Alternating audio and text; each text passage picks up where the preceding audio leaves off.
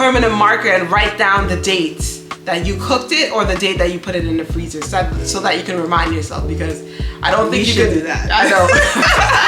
I don't think you could keep the food in there for like an eternity and expect you to warm it and just eat it after. It's gonna be a frozen rock. Yeah, that's Hey everyone, and welcome back to a video with the Dieterville twins. In today's video, we're going to be talking about meal prep 101. This will be the ultimate guide to meal prepping. So if you want to learn more, stay tuned. I know for a lot of people, meal prepping can seem like such a daunting task. There's the grocery shopping, there's having to cook bulk meals, that's so many dishes, so many pots, etc, etc, etc. It could be a lot, but again, anything with the proper planning, it doesn't have to be as daunting as we make it seem.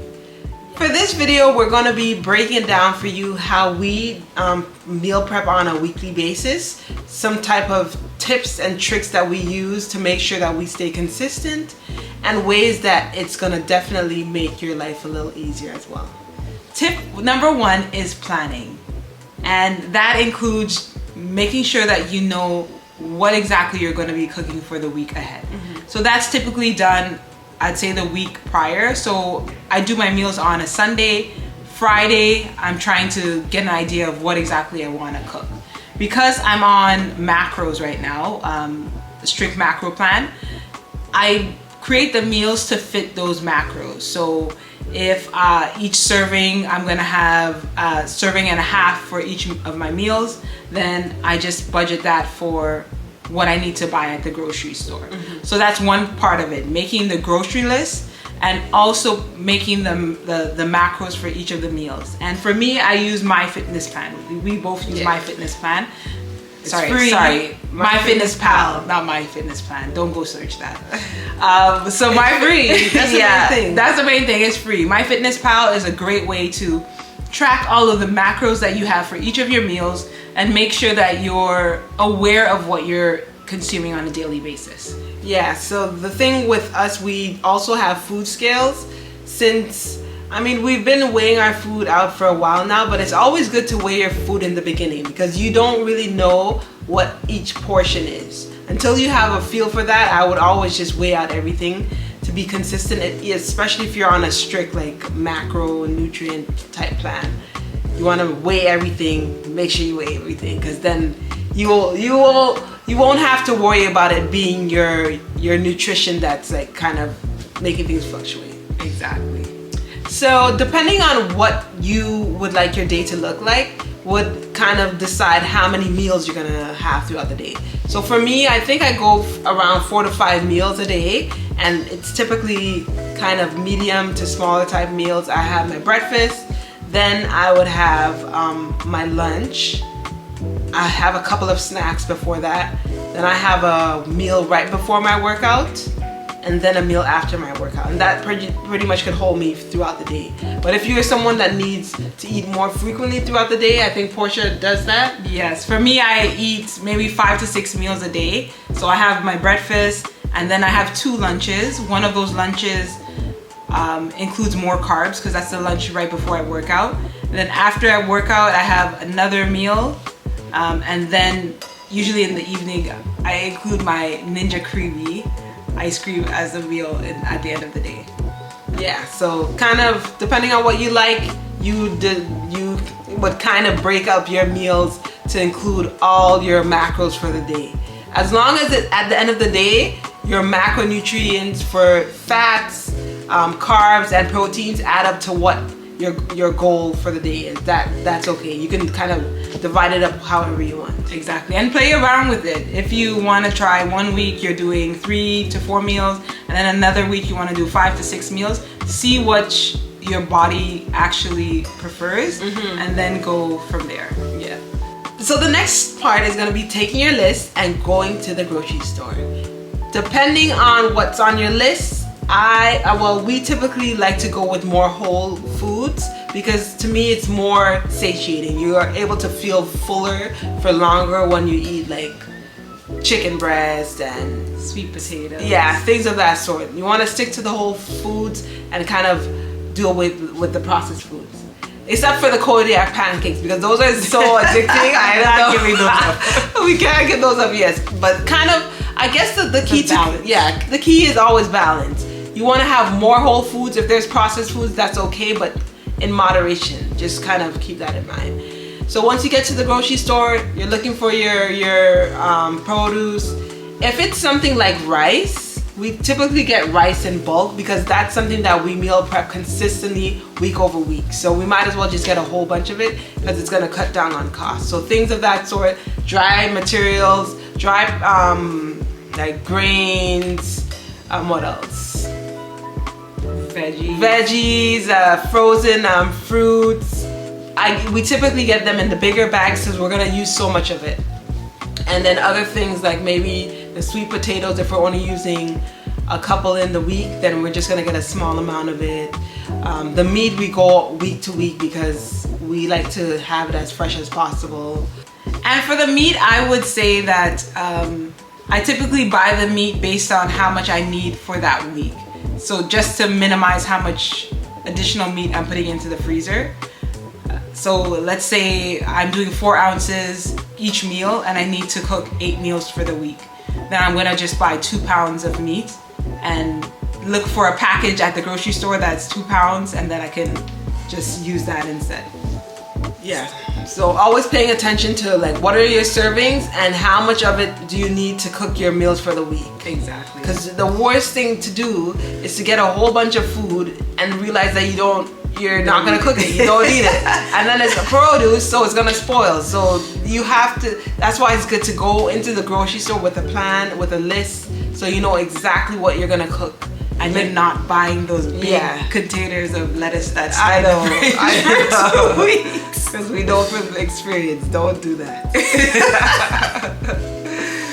So after coming back from the grocery store, the next step is to prep your ingredients. So you have all of your fresh produce, your dried goods, everything that you've purchased. Now it's time to weigh out all of the portions that you need for your veggies and your potatoes, your starches. You want to weigh those as well. Typically, I prefer to weigh the food uncooked. And because I'm very, not perfectionist, but I really want to know how much of each thing that I'm eating.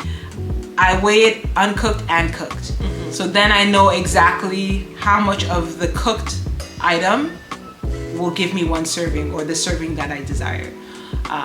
But in this step, you really are just weighing out the food, preparing it. So washing your veggies, for the meat, if you're seasoning and washing the meat first, and then seasoning it, letting it marinate, whatever is required for the meals that you have prepped for the week.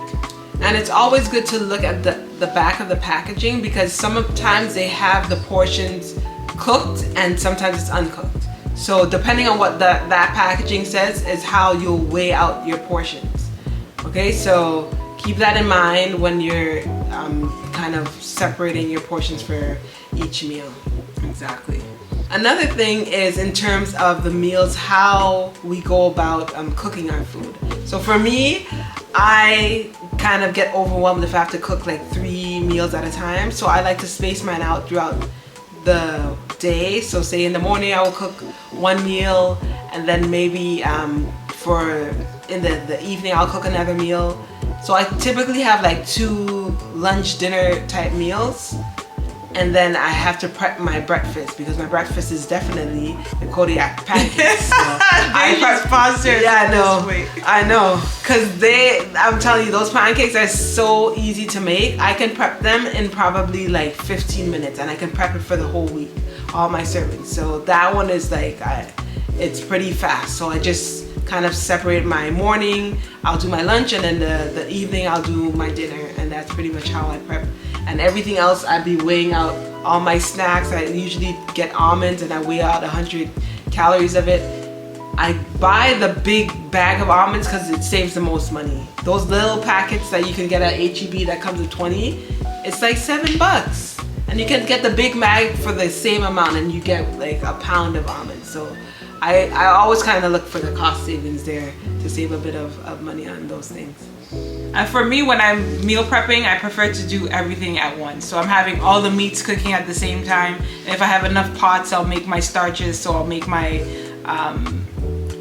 the rice. I'll make, if I'm doing sweet potatoes, I'll make everything at once because I just want to be in and out of the kitchen as quickly as possible.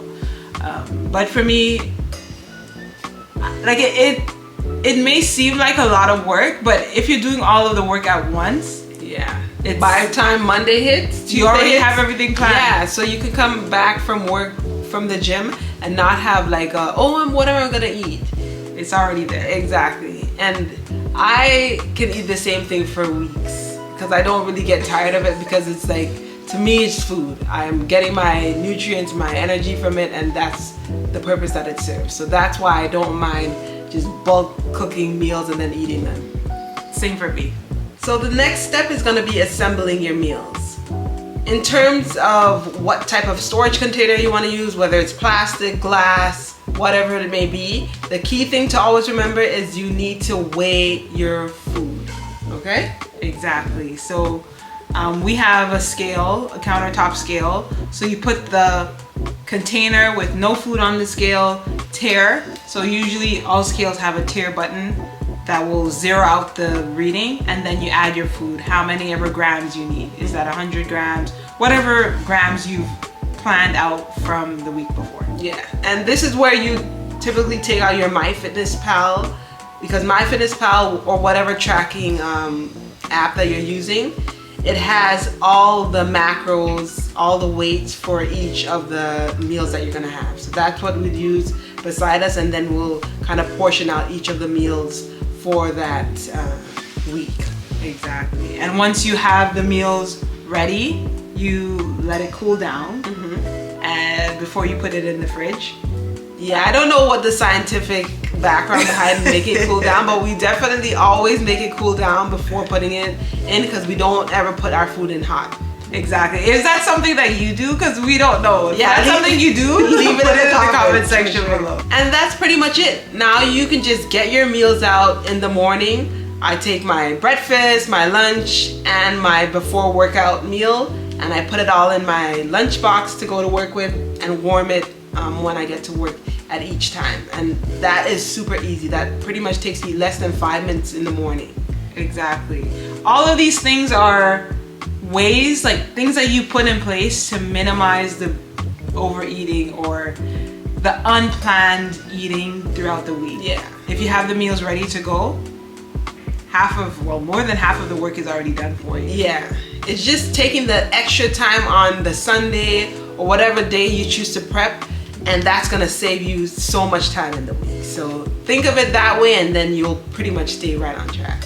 And here's a tip. If you do meal prep and you make a number of meals that you don't eat for the week, to prevent it from going bad, just put those meals in the freezer. Make sure that you remember that they're in the freezer. Exactly. So you use a permanent marker and write down the dates that you cooked it, or the date that you put it in the freezer, so that you can remind yourself, because I don't think you should can do that. I know. I don't think you could keep the food in there for like an eternity and expect you to warm it and just eat it after. It's gonna be a frozen rock. Yeah, they definitely have a shelf life. So tread lightly on that one, but that's a good one if you want to eat it like 2 weeks or 3 weeks after. Exactly. And that's it. If you like this video, please give it a thumbs up. Definitely follow for more of these type of videos. We're gonna be doing a different series with this one. We wanna make sure that we're giving you our perspective on how we go about our fitness journey. So if you have any question or comments, please leave them in the comment section below, and we'll be sure to keep the conversation going over there. Okay, that's it for now. Bye.